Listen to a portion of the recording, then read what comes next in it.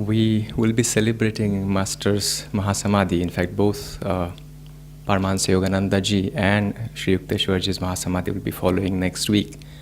And today we want to really take some time to talk about what would that mean really.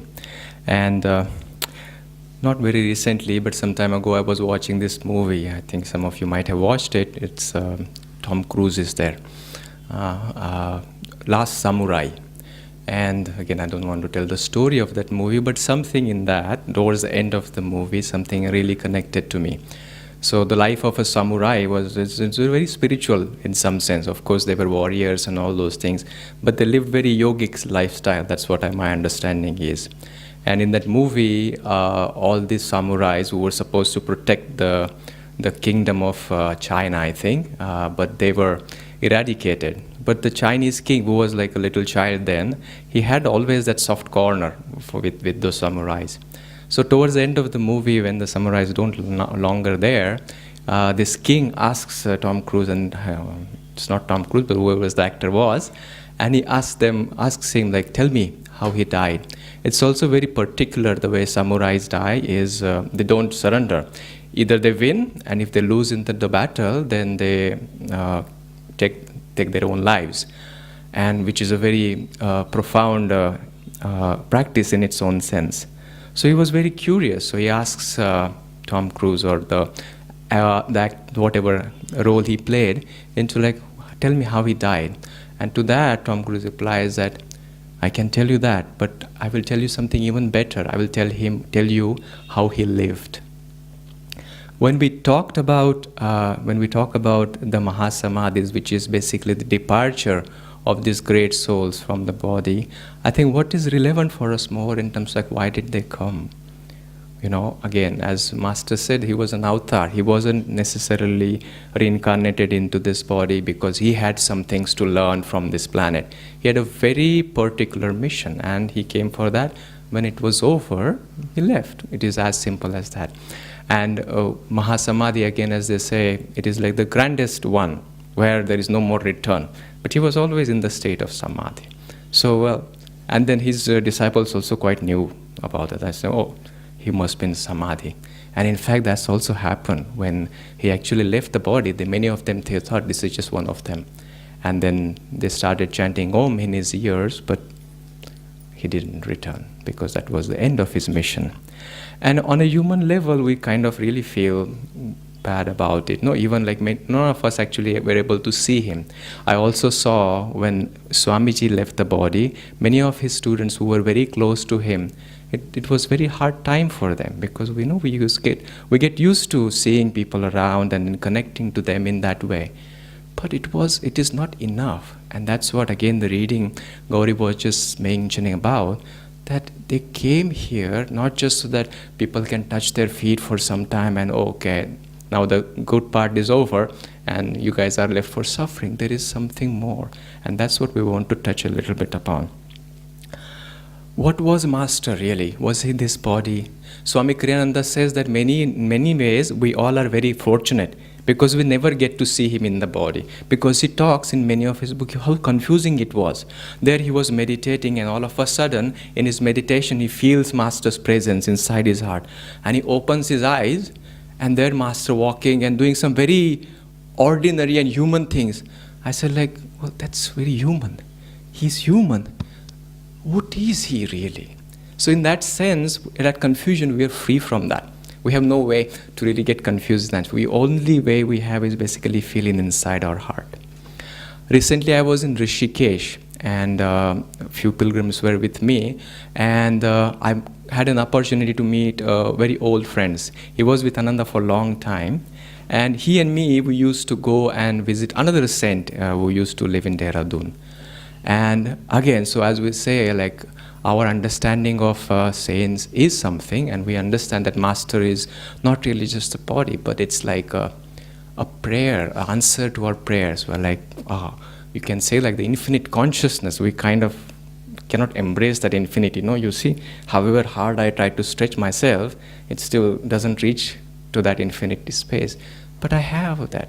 willingness. I really, really want to hold that cosmic beloved in some form or the other. How can I do that? No? Whenever I'm identified with this tiny body, it's very difficult to embrace that. But then infinity makes it easier for us by taking a form which is like that human form, and masters appear. So when we went to Dehradun to see this saint, and he was in fact a very good friend of Swami Kriyananda, so he was a very old person, and he was quite done with his life. So he didn't want anybody to come and see him. So he started becoming a little grumpy and then rude. So people would just disappear. He's like, hey, you don't come again. So, that was rude, and then people just go away. But those who quite knew, very genuine disciples, they kept going back. But not many, like maybe 4. So while we were discussing this with friends, it's like this was so strange. Like the Lord of the universe, and every evening he used to give satsang. Lord of the universe is giving satsang in the evening. And how many people show up for? Such a strange thing, isn't it? But, and that's what it is, I didn't want to say this story just to say that it is we need to go to the satsang, but that's how we want to look at those masters. And they came, again, infinity. The universe doesn't have any interest in showing that how great I am, no? The master did that, master did this. Why? If he did those things, what is the relevance of those things to us? He said that I can do this, and now I want you to do it. Find it out. When Swami Kriyananda left the body, many of his students were unhappy. One of them was Jamal. And Jamal is an old monk where he lives in Pune. And he was asking another of his senior teachers, like, how do I talk to him now? It was so easy. And I miss him. It was so easy. I could just talk to him, I could write to him, and he would respond back. Then he said, okay, that's the job now. Go and find him into your meditation. Try and find those answers. He knew, and he has given you answers in an easier way. Now it's for you to take the next step. To connect to these attributes of Master, Swami wrote a book towards the end of his life. It's of the true autobiography of Master. We know the autobiography of a yogi itself, but their Master has not said many things about him. And so Swami has written another biography. And in that, one of the chapters, he talks about salient characteristics of the Master. And actually he has bulleted them, 1, 2, 3, and there are 30 or more characteristics. And I encourage all of you to read it. And each of them, actually, we can just go into many discourses and many understandings of them. So I've chosen a few, and then let's see if we can gather some common inspiration from those. There was one of the students of Master, and he wasn't, let's say, in a normal way, a very nice student. No, we expect like students come and then they do the seva, they say hello, good morning, Master, and then they politely leave. He was a little unorthodox. No, he was like hi kind of a person. Americans, no, I didn't mean in any offensive way. But so whenever he would talk to Master, even when sit down, he would just put his feet on the table. No, we don't quite understand, like, and of course, many of the other disciples are like, what's wrong with this guy? He doesn't understand. Maybe he's missing the point.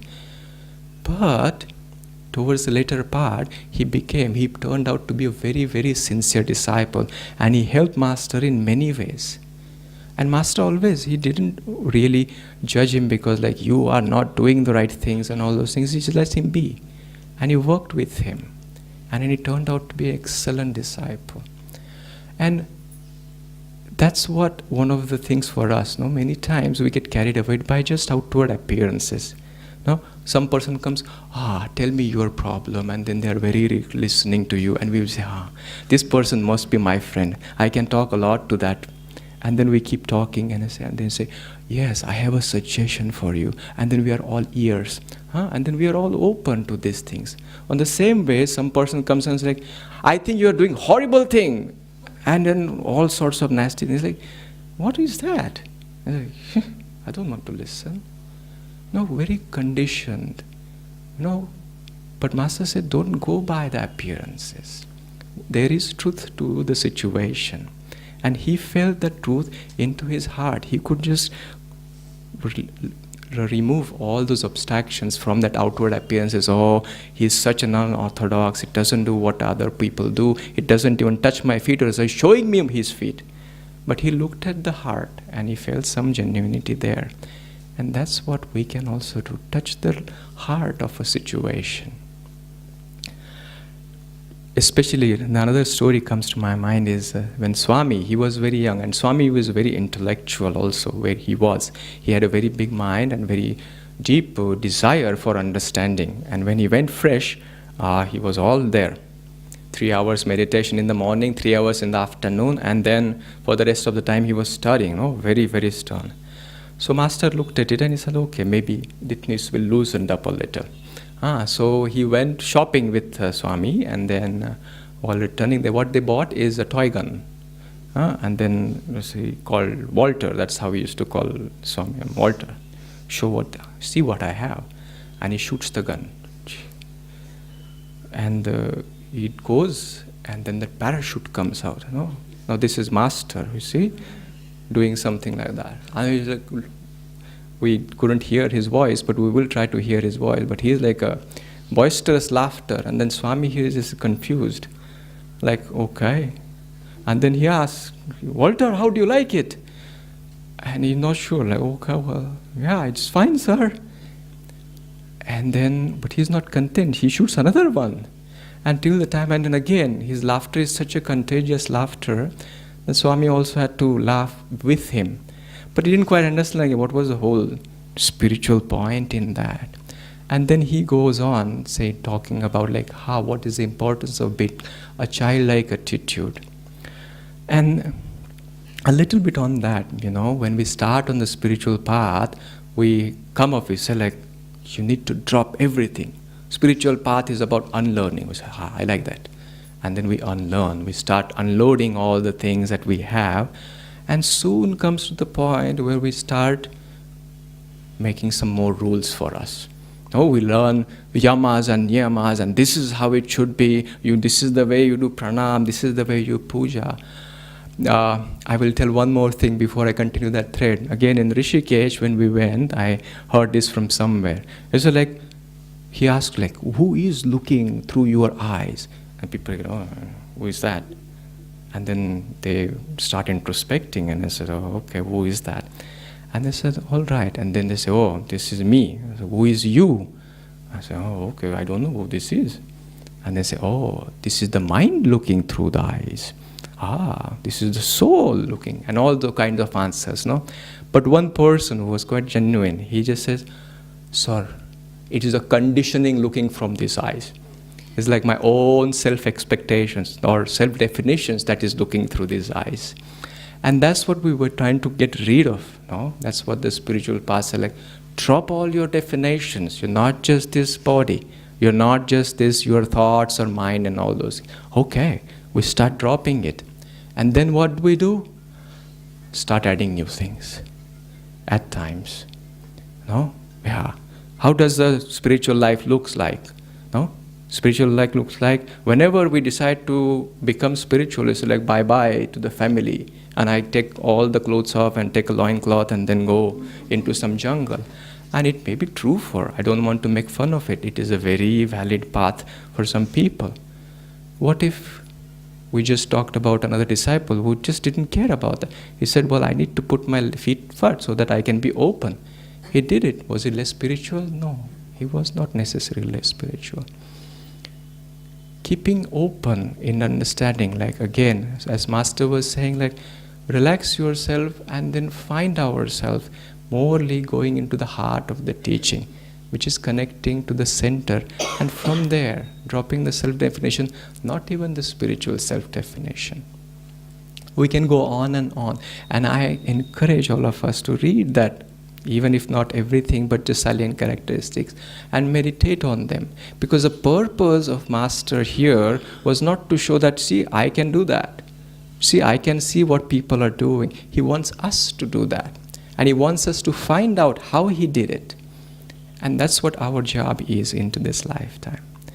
I would like to end with this one story again from another saint's life, Saint Tukaram. And very recently I watched another movie. It's a good version. The older version is a little naive, but this one is really something genuine about that movie.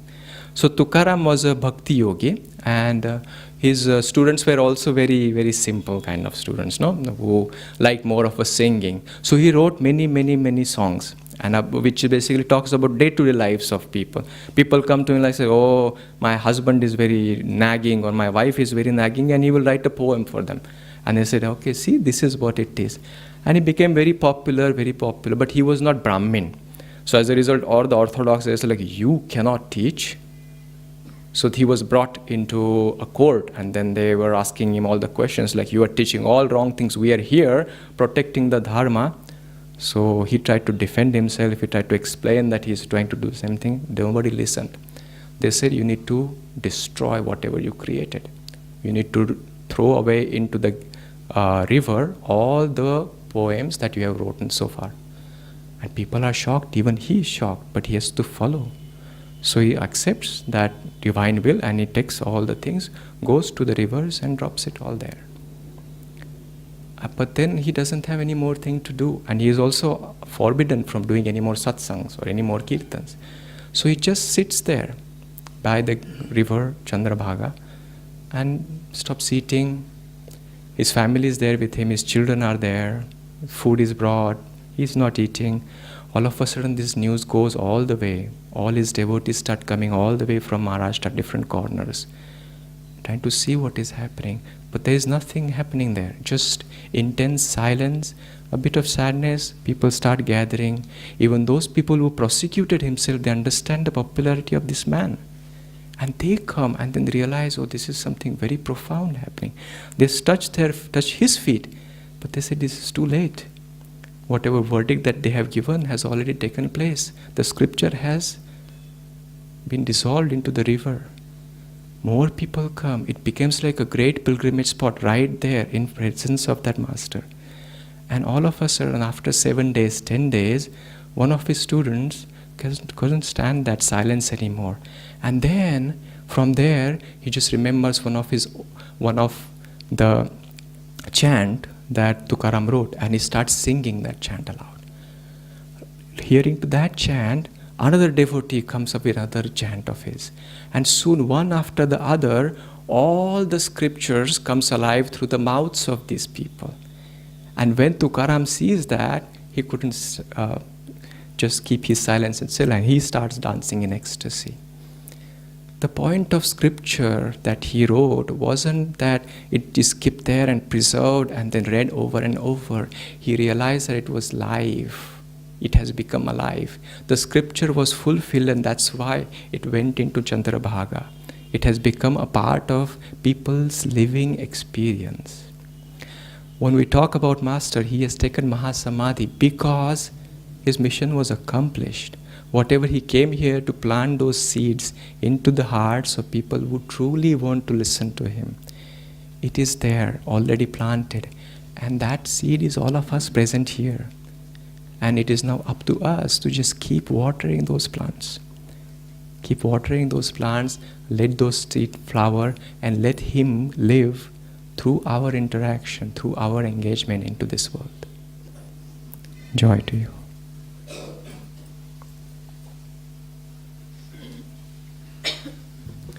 I'm really going to speak only just a couple of minutes.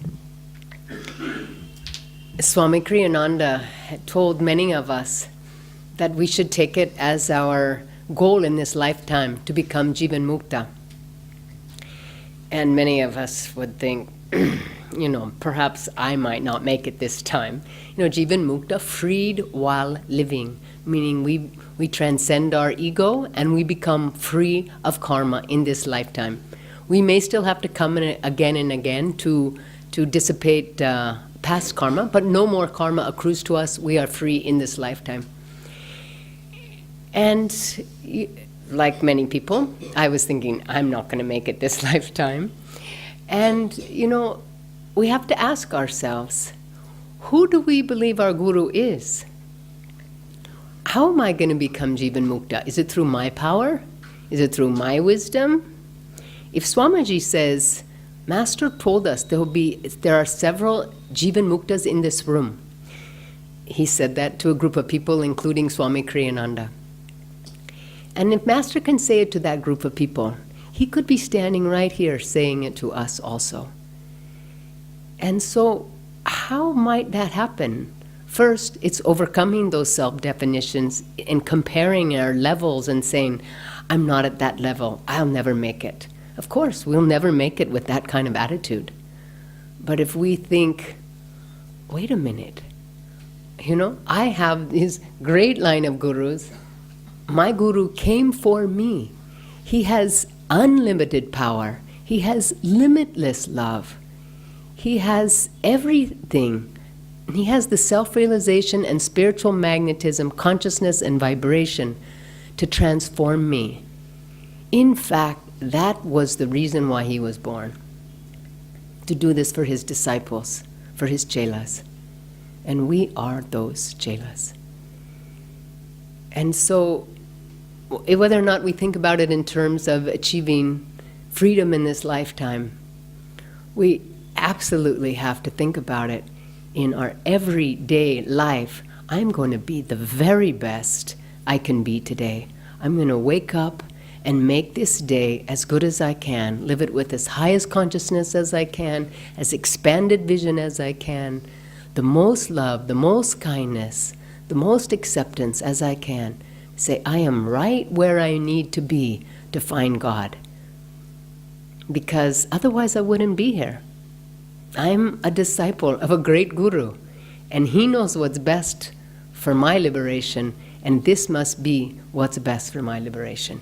This is how I'm meant to grow. And so, as disciples, as seekers, it is our job to draw on the power of these great ones. It's our job to draw on the power of Yogananda Ji, attune our vibration to his vibration, and let him use us as his instruments in this world. That's why we were born. If you think of all the reasons, look at your whole life. Look at your family, look at your education, look at your bank accounts, look at your house, look at everything. Ask yourself, why was I born?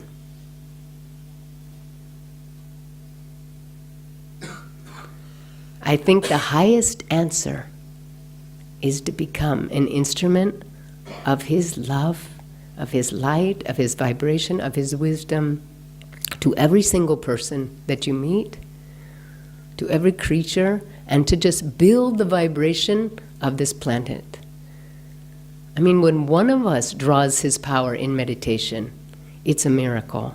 When all of us are doing it, just a few minutes ago when we were all meditating, we're all feeling his presence, we're all drawing his power. We are a formidable power in Delhi. For everything that is in Delhi, we are a vortex of light and energy that can transform the world around us. And it's only ourselves that will limit that by saying, I can't do it. I can't draw that power. Of course you can. He's sending it to you.